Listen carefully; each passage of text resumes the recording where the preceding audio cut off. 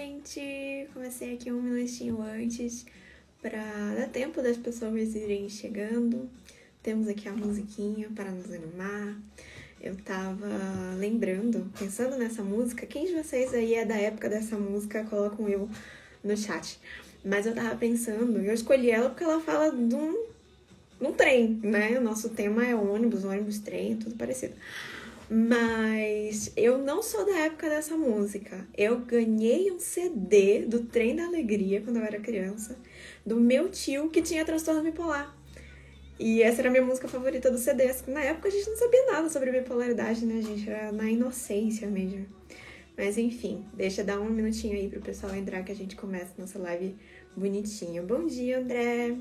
Ai, gente, o nosso combinado, né? Só pra refrisar aqui, já falamos ontem, mas vou falar hoje novamente. Quando vocês quiserem deixar alguma dúvida sobre o conteúdo, vocês podem utilizar esse botãozinho que o Instagram disponibiliza, que é um balãozinho com um ponto de interrogação dentro. Clica lá, digita a sua pergunta e no final eu vou responder as perguntas que aparecerem, ok?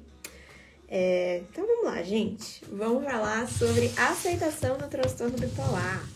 Quem de vocês assistiu a aula gravada ontem, participou ali da parte gravada do desvio de rota? Coloca aqui no chat pra mim. Vocês não estão ouvindo a minha voz? Ou não? Confirma aí, gente. Aguardando confirmações. Ok, acho que estão ouvindo sim. Perfeito. Então, na aula de ontem, a gente começou a falar um pouquinho sobre aceitação. Então, a música é Piuí e Abacaxi, do Trem da Alegria. Tem a versão do Patati Patatá também. Então, a gente falou um pouquinho sobre aceitação, mas a intenção, a princípio, era ficar só naquilo, né? Passar só aquele conteúdo. Então, a live de hoje, que foi meio que de última hora, né? Foi planejada de última hora, é um plus, é um presente a mais que vocês vão receber. Pra gente falar um pouco sobre aceitação, que é um tema tão importante no nosso rolê, né? Nosso rolê do transtorno bipolar. Dentro da dialética, da terapia comportamental dialética que eu apresentei para vocês na aula gravada de ontem, a gente parte do princípio do equilíbrio entre opostos. A palavra dialética significa exatamente isso, equilíbrio entre opostos. E a gente tem diversos opostos para equilibrar na vida, né? Por exemplo, bobeira, assim, uma coisa boba pra gente pensar, luz e sombra. Não existe sombra se não existir luz, né? Num quarto que tá tudo escuro, não é sombra, é penumbra. Então, a gente vai se utilizando desses conceitos para explicar a existência entre esses polos opostos e que podem conviver ao mesmo tempo. Então, para a gente entender um pouquinho melhor esse conceito da dialética, eu queria propor aí um exercício de imaginação para vocês. Então, eu queria que vocês fechassem os olhos um pouquinho, fizessem uma respiração bem lenta para dar uma calminha no coração e começa aí a imaginar. Imagina que você está no topo de uma montanha. Eu coloquei o exercício aqui no meu computador. Vou ler para vocês, tá? Imagine que você está no topo de uma montanha. Quando você olha para frente, você se vê diante de um grande abismo. Você não consegue olhar para baixo porque não tem nada para ver, só tem névoa e o abismo ali. Então você não enxerga o que está no chão. Essa montanha é tão alta que quando você olha, você só vê neblina. E para ser bem sincero, você nem sabe como que você chegou ali. Simplesmente um dia você acordou no topo dessa montanha. E você está isolado, não tem ninguém com você ali. Mas se você olhar para frente, você consegue ver que existe uma outra montanha próxima da sua e que tem mais pessoas naquela montanha.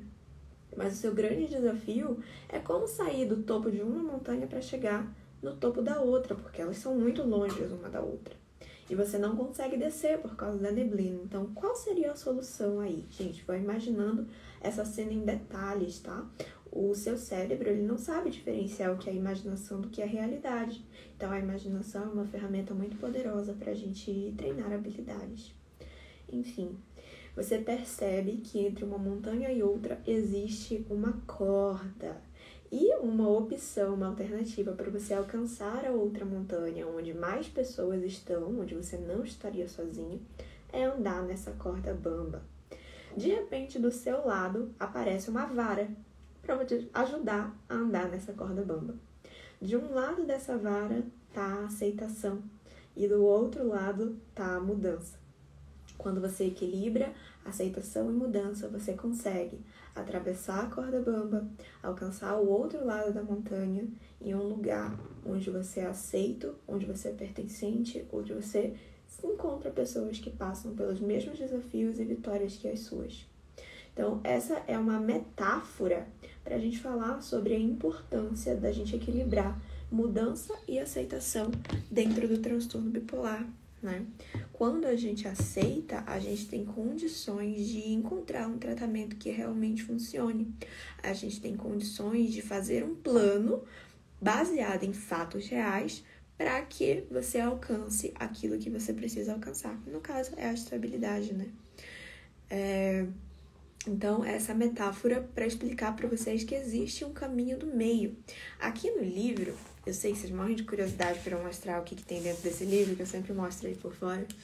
Ele mostra como se fosse uma gangorra. Ele tem alguns desenhos aqui ilustrativos de gangorras para desenhar o que seria o caminho do meio, né? O caminho do meio não é 100% de um lado e 100% do outro. Não, não é 50% de um lado e 50% do outro. Ele considera 100% de ambos os lados para chegar numa terceira via. Então, por exemplo, coisas que parecem opostas, mas que são equilibradas na dialética. A mente emocional e a mente racional. Aparentemente, né, razão e emoção são coisas totalmente diferentes. Mas eu não consigo ser assertivo nas minhas emoções sem utilizar minha mente racional. Da mesma forma que eu não consigo ser empático nas minhas decisões racionais se eu não levar em conta as minhas emoções. Então, ele traz essa proposta de que você possa enxergar a importância dos dois opostos, né? Da gente não excluir absolutamente nada. Ele traz alguns outros exemplos também que eu posso dar para vocês, que eu marquei aqui. Exemplos importantes para equilibrar. Você pode querer mudar e estar fazendo o máximo que pode e ainda assim precisar tentar com mais afinco, né? Ou seja, você pode estar dando o seu melhor e ainda assim o seu melhor não ser bom o suficiente. Isso pode acontecer. E é importante que a gente saiba reconhecer quando o nosso melhor não é suficiente para que a gente consiga ter um plano mais assertivo. Você pode reconhecer os erros das pessoas e ainda assim validar o sentimento delas. Então, quando você está numa discussão política, sei lá, você discorda daquela pessoa. Você discorda, ponto final. Mas você ainda assim pode dizer, eu entendo porque você acredita nisso. Eu não concordo com você, eu não acredito no que você acredita, mas eu entendo que você acredite. Isso é um exemplo de dialética. Outro exemplo é aceitar que o problema existe e ainda assim lutar para resolver o problema. Resolver alguma coisa sozinho e ainda assim precisar pedir ajuda. Então, os opostos, eles estão em vários lugares. Para todos os lugares que a gente olha, existem opostos. E são esses opostos, o equilíbrio entre esses opostos, que garante as mudanças que acontecem na nossa vida. Então, a gente está aqui falando de aceitação, mas a gente também está falando de mudança ao mesmo tempo, porque uma não existe sem a outra. E a proposta da dialética é justamente que você enxergue a mudança essencial na vida. As coisas não permanecem do mesmo jeito que elas sempre foram, né? Por exemplo, você hoje diagnosticado com transtorno bipolar, alguém aí tem diagnóstico que não está fechado? Que ainda tá na dúvida se é ou se não é, coloca aqui no chat pra mim. Mas para quem já tem o diagnóstico fechado, sabe que não foi sempre assim. Houve um tempo na sua vida em que você teve saúde mental, que daquilo não era 100% verdadeiro para você, mas mudou, né? Mudou, assim como todas as coisas na vida. A Monique ainda não tem diagnóstico, a Semélia ainda não tem diagnóstico, e é muito legal que vocês estejam tendo a atitude, né, a proatividade de vir buscar informações sobre o diagnóstico, mesmo sem que ele aceita. Mesmo que ele não esteja fechado. Então, vocês já estão aceitando mesmo antes de realmente precisarem, né, disso ser um fato na vida de vocês. Isso é muito legal, de verdade.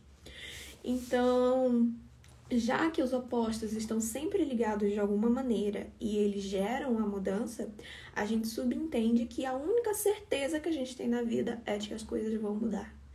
Então, da mesma forma como elas mudaram para pior quando você adoeceu, elas também podem mudar para melhor ou para pior ainda. Tudo vai depender da forma como você conduz o seu processo. Porque imagina, uma pessoa que não aceita, que rejeita a realidade. Essa pessoa, ela tá passando por um processo em que não fazendo tratamento adequado, não fazendo as coisinhas que ela tem que fazer, ela acaba se metendo num buraco ainda maior, porque a gente tem a neurodegeneração, né, dos nossos neurôniozinhos, a gente tem déficit cognitivo, a gente tem a piora dos sintomas, os sintomas piores vão acarretar em consequências piores, então pioras nos meus relacionamentos, no meu trabalho, em todas as áreas da sua vida. Mas, quando você aceita, você também pode melhorar para, né, melhor, evoluir para melhor. Mas percebam que a forma como o futuro vai acontecer. Quer você queira, quer você não. Alguma coisa vai mudar, independente do que você espera que acredite que aconteça, certo? Então, tudo depende da forma como você conduz o seu rolê. Então, a mudança é a única constante. A única coisa que a gente tem certeza é de que as coisas mudam. Aceitar ou não, põe na sua mão o poder dessa mudança. Então, aqui, a gente vai falar um pouquinho de como aceitar. Mas antes de entender como aceitar, é preciso que você esteja plenamente consciente da necessidade da aceitação. Se você não aceita, não tem nada que você possa fazer pelo seu caso. Você está literalmente segurando na mão de Deus e indo.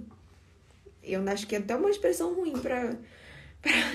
para usar nessa ocasião, porque eu acho que, enfim, não vamos entrar no assunto Deus aqui, porque é uma live científica. Mas beleza. Eu tenho um exemplo que aconteceu comigo e que eu tive essa opção de aceitar ou não uma situação e que, independente do que acontecesse, eu iria ter uma mudança, resultado no final, e eu poderia escolher, né, através da minha aceitação, se essa mudança iria ser boa ou maléfica para mim. Então, uma vez a minha mãe veio passar o aniversário aqui comigo, a gente mora em cidades diferentes, e ela foi dormir na casa da minha prima, que na minha casa não tinha espaço pra ela ficar. Nisso, a gente foi fazer meu bolo de aniversário, ia ter uma festinha, né? Eu fui fazer o bolo lá na casa da prima, daí peguei as meninas, peguei o bolo e viemos pra minha casa comemorar, onde ia ser o local da festinha mesmo. Terminou tudo lá, hora de mandar elas embora, né? Coloquei elas no Uber e, enfim, mandei pra casa. Só que quando elas chegaram, elas perceberam que elas não tinham a chave do apartamento. E eu tinha trancado o apartamento. E aí vocês já viram, né? A Lorna com TDAH. Não fazia a menor ideia de onde que estava a chave daquele apartamento. Comecei a revirar a casa, procurei no estacionamento, procurei no carro, procurei no hall lá do prédio, procurei em todos os lugares possíveis e nada de achar a bendita da chave. Isso elas também estavam procurando lá, né? Só que não tinha muito o que fazer lá. Não tinha muito onde procurar lá. Porque a gente não ficou lá, a gente foi direto pro carro. Enfim, nisso se passaram uns 40 minutos, gente, estava um frio, acho que tava 12 graus. Eu lembro mais ou menos por aí, de 10, 12 graus. E a minha mãe não é daqui, ela é do norte, né? Então ela não tá acostumada com frio. Pra ela tava mais frio ainda. Então imagina, gente, situação completamente caótica. A pessoa perdendo a paciência comigo, porque eu tinha pegado a chave pela última vez, então eu era responsável pela chave. Eu tinha duas opções. Ou eu poderia ficar ali dizendo que não fui eu e, enfim, inventar alguma desculpa pra dizer que não fui eu, algum argumento. Ou eu podia simplesmente aceitar que eu perdi a porra da chave. Perdi a chave, gente. Paciência, acontece. Quem nunca perdeu uma chave aí na vida, né? Todo mundo acho que já passou por uma situação como essa. Então, aceitei. Decidi aceitar. Só que o que isso implicava na minha vida, né? Quais eram as consequências dessa aceitação? Eu, assumindo a responsabilidade, automaticamente precisava assumir a responsabilidade de chamar um chaveiro, né? E o chaveiro super caro, mas enfim, não tinha o que fazer. Decidi, tava 150 para fazer a chave, isso tava de noite já, né? Então, acho que teve todo o contexto para piorar o valor aí do negócio. Mas, enfim, mandei o chaveiro lá. E aí, demorou um pouco pra ele chegar. Enquanto isso, o que eu tava pensando, né? Vou perder R$150, mas pelo menos a minha mãe vai estar protegida do frio. O bichinho tá sofrendo. Então eu pesei dentro das consequências o que era o menos pior ali, ou melhor, o que seria mais benéfico para mim, qual é a solução que mais me traria resultados positivos no futuro. Definitivamente era chamar o chaveiro. No final das contas, o chaveiro não chegou lá, elas acharam a chave e viveram felizes para sempre. Mas o que eu quero ilustrar aqui é que eu tinha uma decisão para tomar. Assim como a gente tem uma decisão para tomar em relação ao transtorno bipolar. E essa decisão vai definir completamente todo o seu futuro, literalmente daqui, do dia 9, 10 de março, de maio, 10 de maio, até o último dia da sua vida. A aceitação, ela tem esse poder de decisão nas nossas vidas, ela tem o poder da solução de problemas. Muitas vezes a gente acha que aceitar é se resignar, né? Tipo, é levantar as mãos e dizer, não, chega, desisto de lutar. E isso não é verdade, muito pelo contrário. Quem luta é quem aceita. A pessoa que se resigna, ela tá só negando a realidade, como se, né, eu fosse rejeitar a realidade e ela fosse mudar num passe de mágica. Isso não acontece. E eu tava, inclusive, gravando um vídeo pro meu curso pago, falando sobre aceitação ainda há pouco, e eu falei assim, aceitação também é maturidade. Por mais difícil que seja, é aceitar que nem sempre a realidade vai sair do jeitinho que a gente planejou, né? Quem sofre, quem se frustra com a quebra das expectativas, é a pessoa que ainda não amadureceu nesse aspecto. É a pessoa que precisa desse crescimento, precisa dessa evolução. É claro que não é fácil, não é falar, hoje eu vi uma live sobre aceitação, a partir de agora eu aceito o meu transtorno. Isso não existe também, né? Vamos ser realistas. Então, é um processo, mas esse processo precisa começar de algum lugar. E se você não viu o exercício que eu passei ontem na aula gravada, a reprise está disponível, tá? Para assistir a reprise, você precisa estar inscrito no evento Desvio de Rota, e lá pelo grupo do WhatsApp, que eu mando os links das reprises. Mas você pode assistir e através daquele exercício a gente passa a entender por que você não aceita. Não é um exercício que vai te fazer aceitar. É um exercício que vai te fazer entender por que você não aceita. Exatamente qual é o sentimento que está vindo dali para você não estar aceitando. E o que eu posso fazer com esse sentimento? É exatamente isso que a gente vai ver na aula de hoje à noite, né? Tem aula às 19 horas. E lá eu vou explicar o como fazer para você lidar com os diferentes sentimentos, principalmente sentimentos negativos. Então, às vezes, aceitar faz a gente sentir culpa, faz a gente sentir vergonha, faz a gente sentir tristeza, decepção, faz sentir raiva. Então, existem sim, é verdade, muitos sentimentos negativos relacionados à aceitação. É um fato. Por isso que é um processo, é como um processo de luto, né? No início do processo de luto, todo mundo passa pela negação. Todo mundo tá ali, tipo, cara, não acredito que essa pessoa morreu, a gente nem teve tempo de aproveitar juntas. Ou então, nossa, ela era tão nova, né? Ela me fazia tão bem, eu não sei como eu vou viver sem ela. Tudo isso é negação. Mas imagina aí que, na verdade, quem morreu foi a sua saúde. Essa é a verdade, vamos falar a verdade aqui. É a morte da sua saúde que a gente tá falando. Mas isso não significa que ela tenha saído da sua vida para sempre. Certo? Da mesma forma que se fosse um processo de luto com um ser humano e não com uma saúde, né? Vocês teriam a mesma percepção, porque as pessoas que a gente conhece continuam com a gente, né? Até o fim da nossa vida, as nossas lembranças daquela pessoa permanecem com a gente. Então, é a mesma coisa.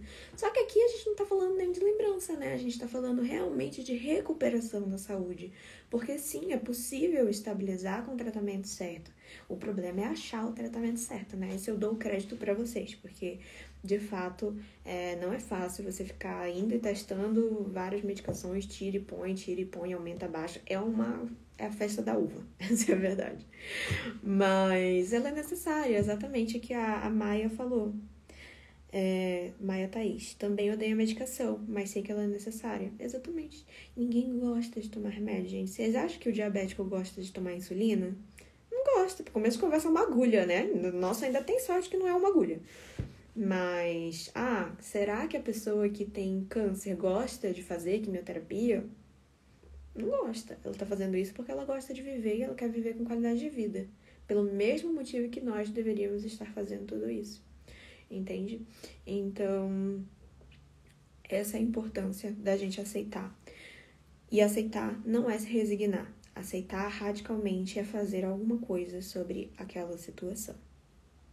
Agora a gente tem um outro componente aí, um outro lado da aceitação, que se chama validação, e eu queria apresentar ela para vocês agora.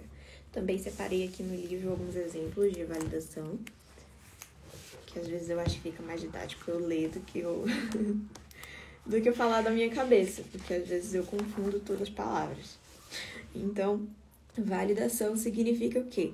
Encontrar o cerne da verdade na perspectiva ou situação de outra pessoa, verificar os fatos de uma situação, reconhecer as emoções, pensamentos e comportamentos têm causas e, portanto, são compreensíveis. Não é necessariamente concordar com a outra pessoa, e eu não preciso validar o que é inválido. Então, a validação nada mais é do que o reconhecimento da verdade em relação àquele outro lado que eu não estou aceitando. Então, o que é para vocês reconhecer a verdade sobre o transtorno bipolar? O que isso significa para vocês?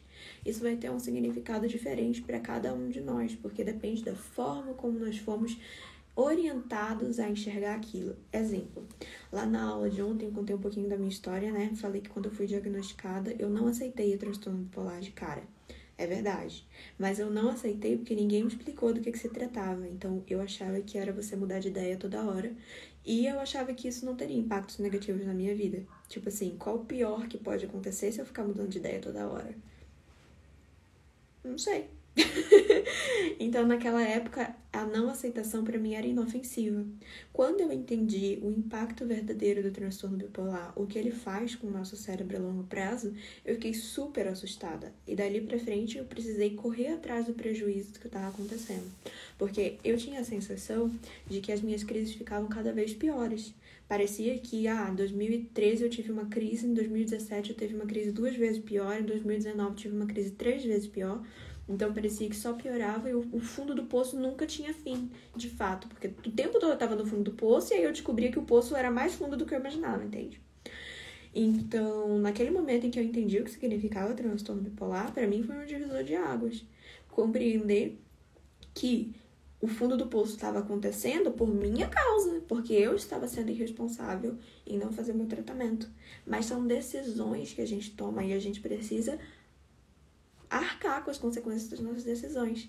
Se naquele momento eu ainda tivesse decidido que eu não queria tratar, vale dizer que eu parei de tratar no começo, por causa de efeito colateral, tá? Eu não soube lidar com os efeitos colaterais.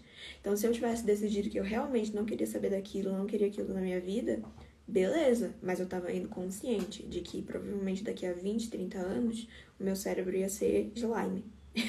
Ia ser feito de slime, e não era isso que eu queria pra minha vida. Então, a gente precisa ter a visão e a validação também dos seus sentimentos, né? Então, apesar de eu me sentir mal, a princípio, todos esses pensamentos passaram pela minha cabeça, de que eu estava sendo uma pessoa inferior porque eu tomava medicação, de que eu agora era dependente da medicação, tudo isso já passou pela minha cabeça. Hoje em dia não passa mais, mas na época passou. E a gente tem essa percepção toda dos nossos sentimentos e às vezes não sabe o que fazer com eles. Então, mais uma vez, na aula de hoje à noite, eu vou explicar o que fazer com os sentimentos para que eles passem mais rápido. Isso faz parte da aceitação. Então, valide os seus próprios sentimentos, reconheça que eles existem e tá tudo bem eles existirem. Mas isso não significa que você precisa ficar à mercê deles, que você precisa atuar exclusivamente sobre eles, tá? Com pauta neles. A gente não é somente seres emocionais, aquilo que eu falei no começo da aula.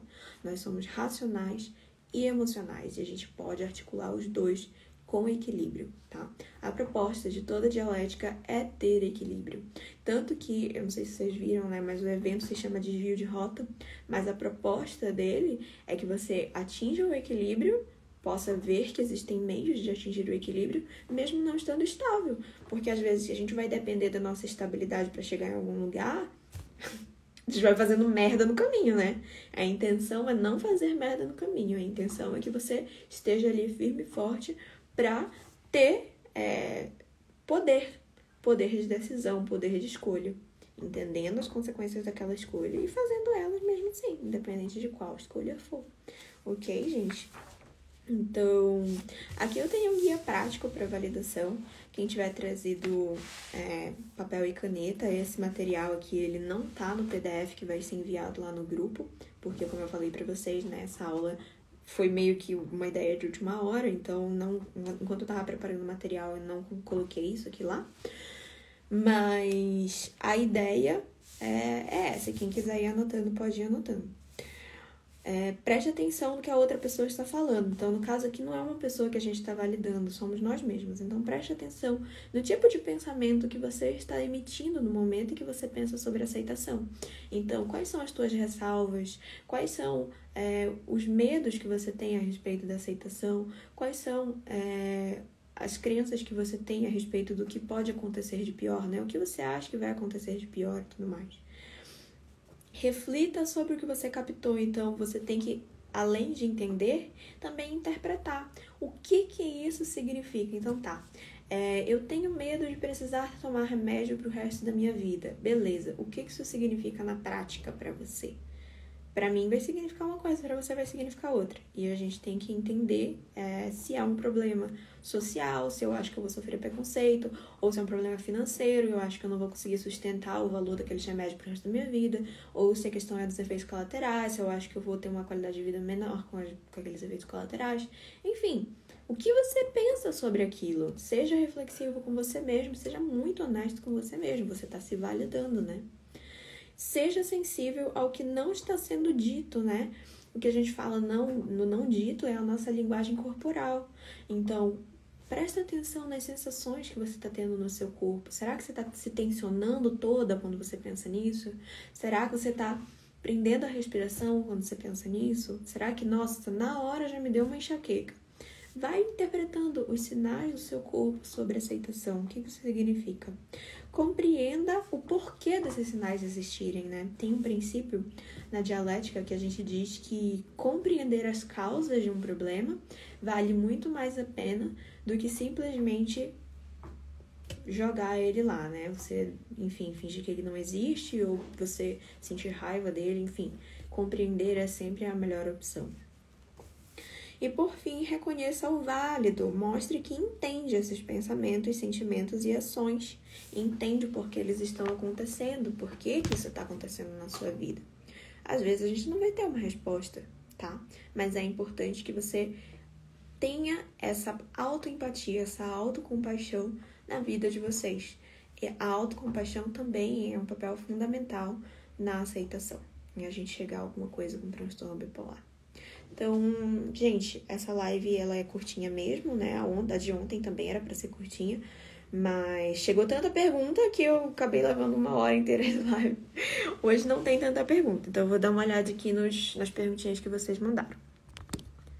E, na verdade, tem bastante pergunta sim. Não tem. Tô confusa. O que é isso aqui? Pergunta nos stories. O que tem mais aqui são as perguntas dos stories, não da live. A única pergunta da live é essa: você vai ficar salva onde ficou a de ontem? A live tá salva aqui no meu perfil, gente. É só ir lá, onde tem aquelas publicações, né? Que tem de 3, aquelas publicações de 3 em 3. E a live tá salva lá. Essa aqui também vai estar salva. Eu tô tentando levar elas pra plataforma lá do desvio de rota, onde tá acontecendo todas as aulas. Mas, enfim, caso vocês não tenham assistido a aula de ontem, recomendo muito que assistam para você entender o passo a passo, né, de como fazer para entender por que você não está aceitando. É o passo a passo de ontem, conhecer um pouquinho mais também sobre a terapia comportamental dialética. Na aula de hoje, às 7 da noite, você vai aprender sobre redução do estresse, por que é importante a gente reduzir o estresse na vida do bipolar e como lidar com o descontrole emocional. Então, eu passei lá 3 estratégias para você lidar com o descontrole emocional. Recomendo muito que você leve caderninho para tomar anotações, porque é um conteúdo pesado, é um conteúdo denso. Aldo perguntou, tem como mandar a foto do livro? Tem, é esse livro aqui. Só que esse livro é um livro de atividades, então ele não é autoexplicativo. É o livro do treinamento da terapia comportamental dialética, que é o treinamento pago. Então, ele precisa de um treinador, né? Para você entender o treinamento, você precisa de um treinador. Então, você pode ter o livro, mas é difícil de entender ele sem ter alguém para te explicar. Lari, chegou mais perguntas. É certo dizer à pessoa que pode se controlar se ela está sem medicamento? Não, você não pode se controlar. Desculpa desdizer o que você disse. Mas é impossível você controlar, porque não é um transtorno psicológico, né? A gente chama de transtorno mental, mas ele não tem origem na sua mente, ele tem origem na sua biologia. A biologia do transtorno bipolar, a genética do transtorno bipolar, provocou ao longo do tempo, na pessoa que desenvolveu o transtorno, danos neuronais. E isso faz com que o nosso cérebro não consiga se comunicar direito com certas partes. E por causa dessa falta de comunicação, a gente muitas vezes não consegue fazer certas coisas quando não está medicado. O medicamento é o que faz a conexão entre uma coisa e a outra, tá? Entre você e o seu cérebro, que às vezes nem sempre o negócio tá indo direito. Deu pra entender, né? Uma vez uma pessoa ficou muito ofendida quando eu falei isso. Ela falou, não fala mal do meu cérebro. Me chamou de mal educada. Ela foi bem desagradável. Então eu sempre tenho receio de falar sobre isso, mas é a verdade, gente. Infelizmente é a verdade. Semele perguntou: engordei após o uso de alguns remédios e hoje em dia tomo fluoxetina. Não tomo lítio porque tenho medo de engordar. Tem uma péssima notícia para você. Eu não sou psiquiatra, mas é sabido pela comunidade científica de que antidepressivos não têm resultados esperados para pessoas com transtorno bipolar. Então, você tá tomando como se estivesse tomando água, tá? Fluoxetina e água é basicamente a mesma coisa. Não vai funcionar como deveria. Então, você acha que isso não aceitar? Eu vou te fazer uma pergunta, você não precisa responder aí publicamente. Responde pra si mesma. O teu médico sabe que você tá fazendo isso? Porque se ele sabe e ele não colocou um remédio substituto para você que não engorde, então temos um problema sério aí com o seu médico. Agora, se ele não sabe e você tá fazendo de propósito pelas costas dele, você tem que se perguntar o que acontece que você não tá confiando no seu médico, sabe? O que eu quis dizer é que a gente não tem que aceitar, eu vou ganhar peso, ponto final. Não, eu quis dizer que existem alternativas. E a gente pode ir atrás dessas alternativas pelas vias certas, né? As vias corretas. Tem pessoas que estudam para isso e a gente precisa confiar nessas pessoas. Ok? Outra pergunta. Além da medicação e terapia, o que tu acha substancial para estar estável? Gente, vou te falar o que aconteceu comigo, tá? Aconteceu comigo. Não é necessariamente o que vai acontecer com todas as pessoas. Não estou falando isso aqui pra vender vaga pro meu curso, nem nada disso. Mas, conforme eu contei na minha história ontem, o que aconteceu para mim que me ajudou a estabilizar foi o treinamento de habilidades. Disso aqui.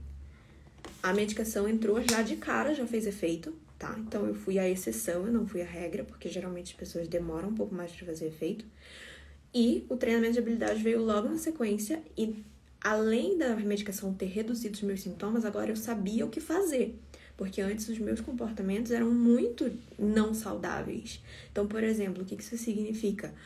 Em vez de eu ir lá e alguém fez algo que eu não gostei e eu fiquei contrariada. Em vez de dizer, poxa, não gostei do que você fez, o que eu fazia? Você não tem o direito de fazer isso comigo! Eu já explodia, eu já gritava, eu era uma pessoa muito agressiva. E eu não sabia como me comportar de formas diferentes. Então foi através do treinamento que eu aprendi a me comportar. Era como se eu tivesse sido zerada, assim, os comportamentos fossem zerados na minha mente e eu estivesse aprendendo comportamentos novos. Foi isso que aconteceu comigo. Então, não bastou, para minha estabilidade, não bastou eu me livrar dos sintomas. Bastou também eu saber o que fazer nesse vácuo que os sintomas deixaram, entendeu?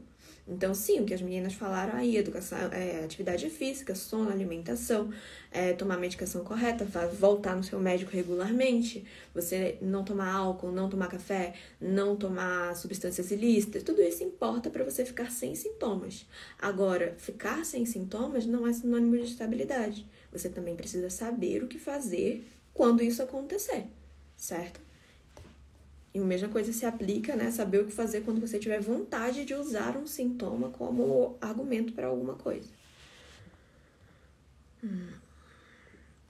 Carol, Não estou conseguindo estudar, trabalhar para mim é difícil. Estou sem medicação em 7 meses. Pois é, gente, a gente realmente sofre déficit cognitivo quando as crises acontecem e a gente está sem medicação. A medicação, ela também é um protetor, ela é um defensor do nosso cérebro. Ela impede que os nossos neurônios entrem em pane, entrem em surto e tenham essa dificuldade na comunicação entre as áreas do cérebro que eu falei, tá?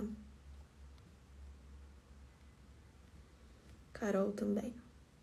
A compulsão em falar mentira, mesmo sem necessidade, pode estar associada ao transtorno? Pode, se for por impulso, tá? Então, não é que eu calculei que eu ia mentir, não é isso. Quem calcula que ia mentir não tem nada a ver com transtorno bipolar. Agora, se estiver associado ao impulso por mentira, então, tipo, eu nem pensei no que eu ia falar, eu simplesmente falei, aí é outros 500, é outra história. Ju Hoff. Tomo a medicação certa, mas me sinto perdida na vida. Não me reconheço com quem eu sempre desejei ser. Faz bastante sentido isso, Ju. Eu sinto muito que você esteja passando por esse processo. Isso é muito doloroso. Mas a gente tem que analisar se você tá tendo sintomas, né? Se você tá em eutimia ou não. Caso você esteja em eutimia, realmente a tua medicação tá certa. Mas se você ainda tá tendo sintomas, né? Além de não se reconhecer não é um sintoma, mas se você tá tendo outros sintomas, provavelmente a sua medicação não tá certa, tá? Às vezes a gente acha que tá e a gente descobre que, na verdade, não estava.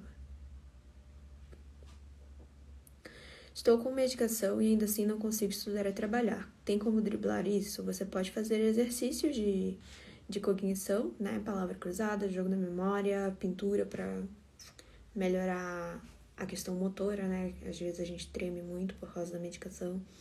Tem várias coisas que você pode fazer de reabilitação. Mas, em geral, se você não está tendo a concentração necessária, isso pode ser sintoma de um episódio depressivo. E se você está tendo sintoma, é porque a medicação que você está usando não está sendo suficiente. Pergunta da Clara. No meio de uma depressão, sinto muita raiva, fica difícil de aceitar. É verdade, gente.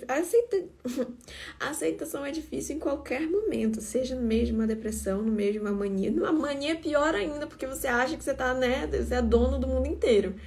Então, não passa pela tua cabeça que você precisa aceitar alguma coisa. Isso é bem foda. Até na eutimia é difícil de aceitar. Então, aceitar é difícil, independente da situação. A raiva, às vezes, pode ser muito característica da depressão, né? Às vezes você pensa naquilo, mas você sente outra coisa, não raiva. Culpa também é muito característica da depressão, de você sentir. Enfim. Sereia BR. Parei de tomar o remédio por conta da gravidez. Agora não tô tomando porque tô amamentando. Essa é a minha desculpa. Existem estabilizadores adequados para gravidez e lactação. Gisele, como lidar com a culpa? Descubra hoje à noite na aula sobre controle das emoções. Eu vou passar 3 estratégias para você fazer as emoções passarem mais rápido. Já que realmente a vida mudou muito, acho que vocês estavam conversando de outros assuntos, né? Compulsão alimentar, também é muito comum no transtorno bipolar. Olá, depois de 20 praticar yoga, estou sem crises há 23 anos. Nossa, que foda, Anderson, parabéns. Adorei. A terapia comportamental dialética ela é baseada em práticas de mindfulness também. Então, de certa forma, a gente utiliza aí as mesmas estratégias e realmente funciona. Gostei muito. Nunca deixei de usar a medicação e não deixaremos, em nome de Jesus, porque precisamos dela para o nosso cérebro funcionar. Não é pelas crises, gente. As crises são de menos. Parece que as crises são, nossa, o X da questão, né? Isso não é verdade. O problema é a longo prazo, nosso cérebro fica parecendo slime. Você quer ter um cérebro de slime? Eu não quero ter um cérebro de slime. Então, a crise é o de menos. Veriane, você é bipolar? Sim, sou senhora. Sinara, como está depois do Latuda? Gente, acabei de sair da minha consulta psiquiátrica, inclusive. Não notamos diferença entre a quetiapina e o Latuda. Aparentemente, os dois estão fazendo o mesmo efeito. Então, provavelmente, eu vou continuar com o Latuda. Só tô tendo muita queda de cabelo. Mas ela acha que não tem nada a ver com o Latuda. Ela acha que é do Torval. Olha só. Como é confuso esse negócio, né? As explosões são um grande desafio para nós, é verdade. Essas explosões estão muito relacionadas à impulsividade, viu? Ponto no prato. Pronto no prato. Trava a língua. Jaque, estudo muito, me controlo, estou em paz. Amém. Letícia, meditação ajuda, alimentação saudável, são aqueles fatores para você ficar sem sintomas, né? Jone, toma lamotrigina, foi diagnosticada há 2 anos, já usei quetiapina, hoje me considero estável e triste ao mesmo tempo, com tantas descobertas tarde. Dá uma tristeza, concordo com você. Dá uma tristeza. Mas essa é uma das coisas que a gente precisa aceitar, né? Que a gente não teve informação certa no momento certo. E muitas vezes isso não é nossa culpa, não, gente. Por exemplo, no dia que eu recebi meu diagnóstico, o médico não me explicou o que estava acontecendo. Ele só falou, toma aqui a receita e vai. Então, a gente também não tem a obrigação de saber tudo sozinha, né? Na época nem tinha Google, praticamente. A internet não era assim. Então, eu tenho certeza que você fez o melhor que você pôde com as informações que você tinha no momento. Galera falando sobre fatores de estabilidade, né? Limpeza do sono. Deu sim, muito obrigada. Uma pessoa que ouvisse isso. A live vai ficar gravada. Mostra aí pra pessoa que você queria que ouvisse isso. Gente, busquem mais outros perfis sobre bipolaridade e filtrem as informações também. Tem 2 perfis muito bons que eu recomendo. Um é da Marcela Mello e o outro é do Dr. Diego Tavares. Eles são ótimos, maravilhosos. E eles falam muito sobre sintomatologia. Eu não gosto de falar sobre sintomatologia. Eu me sinto meio impostora falando sobre isso. Então eu falo mais sobre habilidades. É comum demorar o diagnóstico de TAB? Sim, Lari. Um dos motivos que... É Lari ou Lari? Eu já fiz essa pergunta, né? Eu já fiz essa pergunta ontem. Um dos motivos que mais faz demorar um diagnóstico de chegar é o fato de que é difícil de identificar quando a pessoa está em mania e hipomania. Porque quando a gente está se sentindo bem, a gente não vai no médico, né? E a gente também não relata pra ele essas fases em que a gente tá se sentindo bem. E aí ele acaba vendo só a depressão, achando que é depressão, e não transtorno bipolar. Bom, gente, chegaram mais 3 perguntinhas. Vou responder essas e a gente vai fazer o nosso almoço. Ok pra vocês? Vamos lá. Como assim um slime? É modo de falar, gente. É uma expressão, né? Pra dizer que o cérebro derrete. O cérebro não vai derreter, literalmente, sair pelo teu nariz, pelos teus ouvidos. Não é isso. Mas as conexões cerebrais ficam prejudicadas e assim a gente vai perdendo as funções ao longo do tempo, tá? Inclusive, eu falei na live de ontem que pessoas que têm transtorno bipolar têm mais chances aumentadas de desenvolver Alzheimer.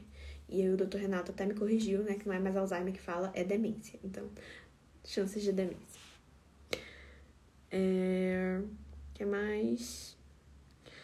Você acha que a constelação familiar ajuda em um transtorno? Eu nunca fiz constelação familiar na minha vida, então eu não faço ideia do que se trata, gente.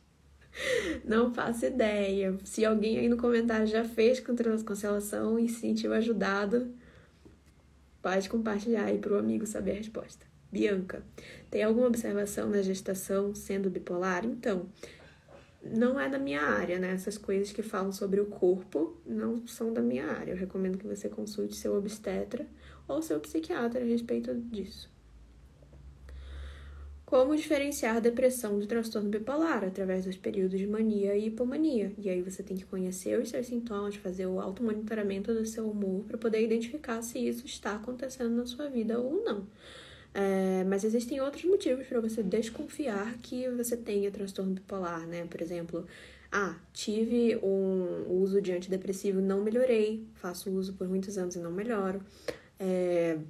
Fiz o uso do antidepressivo e de repente fiquei me sentindo muito melhor, entrei no gás com o antidepressivo, que não é o efeito esperado de um antidepressivo. Ou então, tenho pessoas na minha família que sofrem de transtorno bipolar. Enfim, várias ocasiões que você precisa analisar com o seu médico, tá? A única pessoa capaz de dizer se você tem ou não um transtorno são os seus profissionais de saúde mental, seu médico, seu psicólogo. Então, se você tem a dúvida, consulte eles.